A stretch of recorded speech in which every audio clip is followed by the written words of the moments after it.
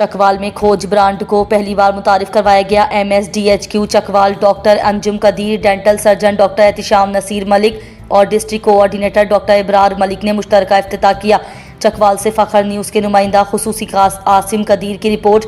Main तला गंग road पर शुएब अहमद मलिक बिन जमशेद अहमद मलिक ने खोज के नाम से नया ब्रांड मुतारिफ करवाया। इस नए शॉपिंग सेंटर पर शुएब अहमद के अपने डिज़ाइन किए गए कपड़ों को रखा गया है।